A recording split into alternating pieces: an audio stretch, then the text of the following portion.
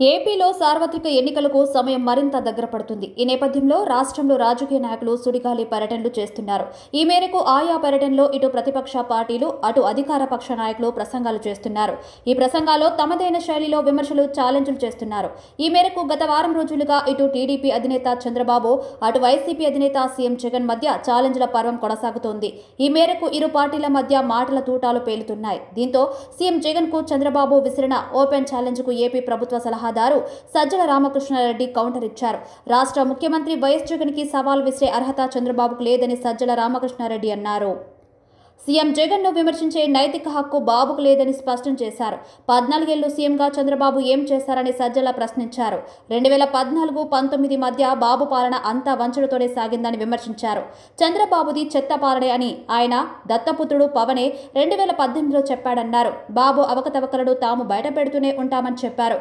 CM Jagan పైన, ప్రభుత్వం పైన పచ్చి అబద్దాలతో గోబెల్స్ ప్రచారం చేసి వాటిపై చర్చకు రమ్మంటే రావాలా అంటూ మండిపడ్డారు. బాబు అధికారంలోకి రారు కాబట్టి ఎన్ని ఛాలెంజ్లైనా చేస్తారని ఎద్దేవా చేశారు. చంద్రబాబు కారు కూతలు పట్టించుకోవాల్సిన అవసరం లేదని సీఎం జగన్ వదిలేశారని చెప్పారు. సంక్షేమం, అభివృద్ధిపై బాబు అడుగుతున్నారు కాబట్టి చర్చకు తాము సిద్ధమేనన్నారు. ప్రజాస్వామ్యంలో చర్చలకు సరైన వేదిక శాసనసభ అని చంద్రబాబు ఆ సభకే రాకుండా వెళ్లిపోయారని అన్నారు. చంద్రబాబు అడిగారు కాబట్టి చర్చకు తమ వాళ్లను పంపుతామన్నారు. సిద్ధం సభలకు జనస్పందన చూస్తే సీఎం వైఎస్ జగన్ కు ఉన్న ప్రజాదరణ అర్థమవుతున్నదన్న సజ్జల, చంద్రబాబు సభలు ఎందుకు నిర్వహిస్తున్నారో ఎవరికి తెలియదని వ్యాఖ్యానించారు.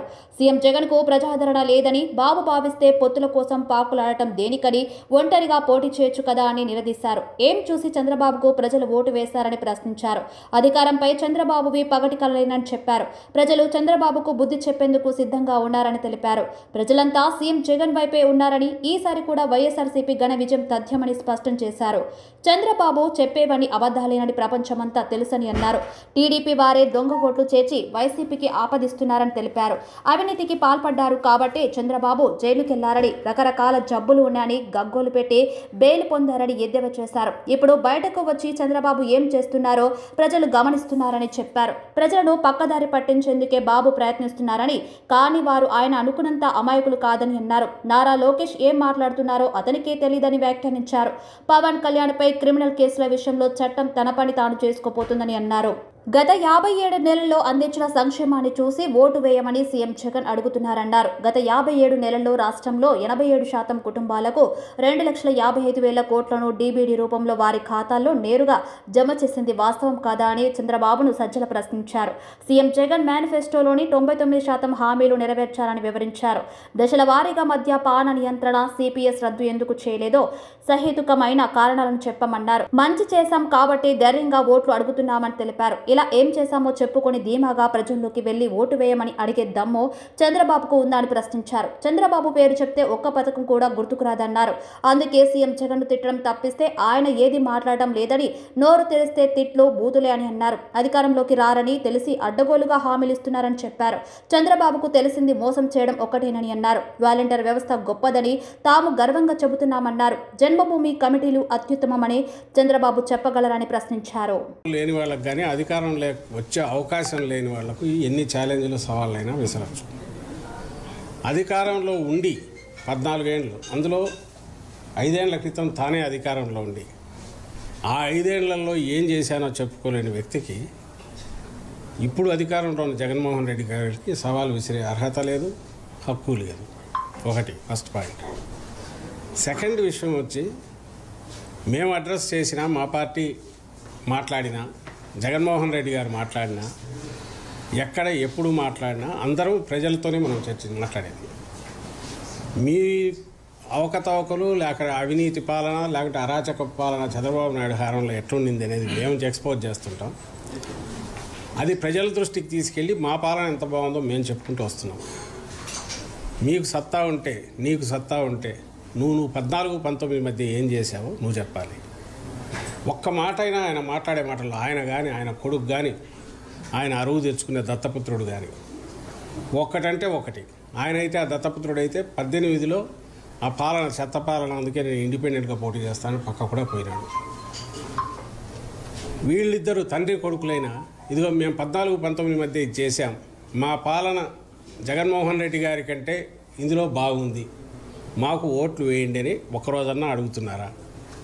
నోరు తెరిస్తే తిట్లు బూతులు తప్ప అసలు అది మామూలుగా అయితే కేవలం జగన్మోహన్ రెడ్డి గారు ప్రజాస్వామ్యం మీద అత్యంత గౌరవం ఉన్న వ్యక్తి కాబట్టి, ఆఖరకు అంతిమ నిర్ణేతలు ప్రజలే అని తెలిసిన వ్యక్తి కాబట్టి ఈ కారు కూతలన్నీ ఎందుకు పట్టించుకోవాలని వదిలేశాడు. కానీ నిజంగా వాళ్ళు అంటున్నట్టు జగన్మోహన్ రెడ్డి గారు ఒక నియంతనో ఇంకో రకమో ఇంకొక రాజ్యాంగమో వాళ్ళు అంటున్నట్టు రాజారెడ్డి గారి రాజ్యాంగం ఇట్లా పొద్దుపోని మాటలన్నీ అవన్నీ నిజమైతే వీళ్ళు ఇట్లా బరి తెగించి రోడ్డు ఎక్కి తిట్టుకుంటూ తిరగలిగే వాళ్ళ చంద్రబాబు కానీ ఆయన కొడుకు కానీ వాళ్ళ ముఠా ఎవరైతే ఉన్నారో వాళ్ళందరూ అవి తప్ప వేరే ఎందుకు మాట్లాడలేకపోతున్నారు? తిట్లు తప్ప ఎక్కడైనా సహేతుకమైనవి కానీ లేదా ఒక ప్రాతిపదిక మీద కానీ వాళ్ళు ఏదైనా ఆరోపణలు కానీ విమర్శలు కానీ చేస్తున్నారా? ఒకటి లేదుగా. ఈరోజు పెట్టిన దాంట్లో కూడా జగన్మోహన్ రెడ్డి గారు ఎప్పుడెప్పుడో మాట్లాడినవన్నీ గుదిగుచ్చి దాంట్లో పెట్టారు. అందులో ఏది కాదని లేదు, కానీ ఫైనల్ మేనిఫెస్టోలో వచ్చాక ఏం చెప్పారు, అందులో మేమేమేమి అమలు చేసామనేది మేము చెప్పుకుంటున్నాం రోజు. అందులో ఏది కాదు నిజం కాదు చెప్పమనండి. ప్రజలు చూస్తున్నారు, సిద్ధం సభలు వాటికి వచ్చే అవి కార్యకర్తల సమావేశాలు. కార్యకర్తలు ఎంత ఉత్సాహంతో వస్తున్నారో, ఎలా రెస్పాండ్ అవుతున్నారో అది ఎక్కడి నుంచి వస్తుంది? ప్రజల్లో ఉన్న ఆదరణ వల్ల వచ్చింది. ఆ ఉత్సాహం కానీ ఆత్మవిశ్వాసం కానీ నాయకుడి మీద ఉండే విశ్వాసం అది. అలాగే అక్కడికి వచ్చి ఆయన మాట్లాడిన మాటల్లో నిన్న జగన్మోహన్ రెడ్డి గారు నిన్న కానీ అంతకుముందు 2 సభల్లో కానీ లేదా అంతకుముందు ఎక్కడ మాట్లాడినా ఒక్క మాట అయినా పరుషంగా, రాజకీయంగా ఎన్నైనా అనొచ్చు కానీ పరుషంగా వ్యక్తిగతంగా దూషించే మాటలు ఒకటన్నా అన్నాడు చంద్రబాబును కానీ ఆయన కొడుకును కానీ. అలాగే ఆయన మాట్లాడిన మాటల్లో ఏదైనా తాను చేసిన పనుల గురించి, అలాగే ప్రజలకు అప్పీలు, నెక్స్ట్ వీటి కంటిన్యూషన్ ఇంపార్టెన్స్. ఓ రాజకీయ పార్టీ నాయకుడు ఏమేమి చెప్పాలనో అంతకు మించి లేదా తక్కువ ఒక్కటైనా మాట ఉందా? ప్రతిదీ కన్స్ట్రక్టివ్గా ఉంది, మాట్లాడుతున్నారు, చెప్తున్నారు. ప్రజల్లోకి ఆ మెసేజ్ పోతుంది. ఇందులో అబద్ధపు ఇవి ఉంటే ఆ అబద్ధం ఇదేదో చెప్పాలి. నిన్న మాట్లాడిన మాటలు దాని మీద అబద్ధం ఉంటే చెప్పాలి. ఇది మీరు చేయలే కదా, ఎందుకు మాట్లాడినారని. ఏది లేదు కదా.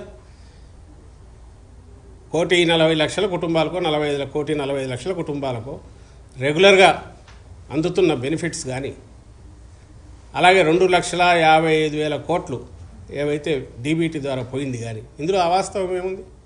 మరి ప్రభుత్వం లెక్కలే అవాస్తవం అంటే ఇంకా అది అంతా అవాస్తవం, అంతా బ్రహ్మ పదార్థం అనుకోవచ్చు. కానీ దీన్ని ఎవరు డినై చేయలేదు కదా, కాదనలేని సత్యాలే కదా. అలాగే ఊరూరు సచివాలయాలు రావడం కానీ, నాడు నేడు కింద స్కూల్ బిల్డింగ్లు ఇది కావడం కానీ ఇవన్నీ కూడా వాస్తవాలుగా ఏమవుతాయి? నువ్వు ఎక్కడ కాదనగలవు? లేదా ఫీజు రీయింబర్స్మెంట్ ఫుల్ పే చేయడం కానీ, వైద్యానికి సంబంధించి 17 మెడికల్ కాలేజీలు రావడం కానీ ఇవన్నీ కాదని ఎవరు అనగలరు? మొత్తం వ్యవస్థనే పూర్తిగా మారిపోయి 4 ఏళ్లలోనే ఇంత డెవలప్మెంట్ కనపడేది కాదని ఎవరు అనగలరు? వాటిని ఏమనలేక ఈ మధ్య ఈనాడులో వరుసగా చూస్తుంటే రామోజీరావు రోజు ఆయన విషం కక్కుతున్నది. నాడు నేడు కింద 100% అయిపోయినాయి ఎవరు అనలే, ఎక్కడ కాలేదో ఆ ఫోటో వేస్తాడు. మరి దీని సంగతి ఏందంటాడు? అసలు నువ్వు ఏది చేయనోడి, నువ్వు మీ నాయకుడు అని నేను రామోజీరావుని అంటున్నా. ఆయన నాయకుడు లేదంటే ఆయన బానిసో ఆయన అనుచరుడు చంద్రబాబు నాయుడు.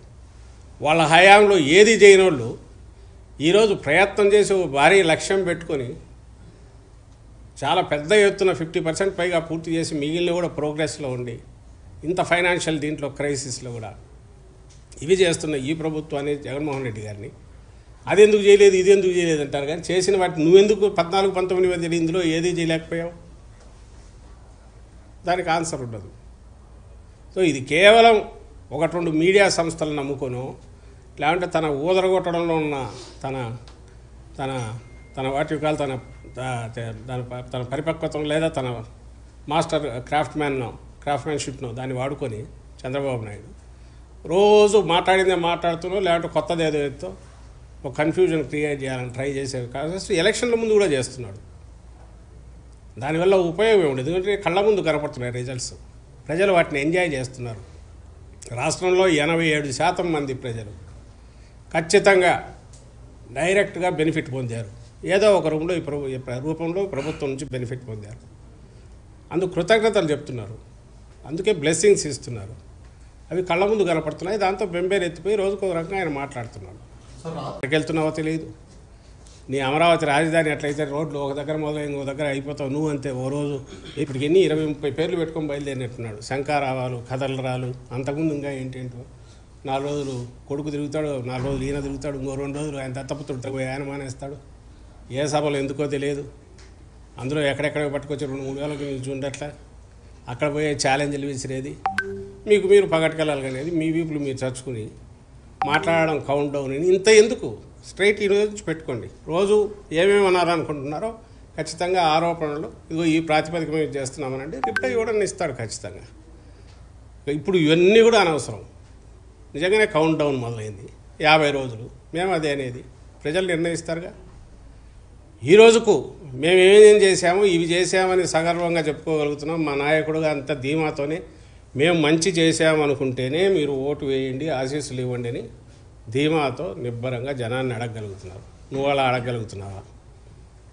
మేము పెట్టిన వాలంటీర్ల వ్యవస్థ ఓ బ్రహ్మాండమైన డెలివరీ సిస్టమ్ అని మేము చెప్పగలుగుతున్నాం. నీకు నిజంగా నీవు పెట్టిన దాని మీద నమ్మకం ఉంటే చంద్రబాబు నాయుడు తాను పెట్టిన అదేది జన్మభూమి కమిటీలు అత్యుత్తమమైనవి, మేము వస్తే అవే తీసుకొస్తాం, వాటితోనే మేము పని చేయిస్తామని ఒక మాట అనుకోమను. ఎందుకు ధైర్యం చాలట్లా? ఆ మాట ఎందుకు అనట్లా? అలాగే చంద్రన్న కానుకనే నేను ఇస్తాను అని ఎందుకనట్లా? ఇంకొకటేదో ఆ పేర్లు ఎందుకనట్లా? అవే బ్రహ్మాండమైనవి అని ఎందుకు చెప్పలేకపోతున్నాడు? నా ఆదరణ కింద కత్తెరలే ముఖ్యం, అవే బ్రహ్మాండమైనవి, అవే ఇస్తాను నేను ఎందుకని లేకపోతున్నాడు? మేము అనగలుగుతున్నాం. ఇగో ఇవన్నీ చేశాము, వీటి కంటిన్యూయేషన్ కావాలి. వీటి కంటిన్యూయేషన్ కావాలంటే మళ్ళీ మా పార్టీని ఎన్నుకొని మేము అనగలుగుతున్నాం.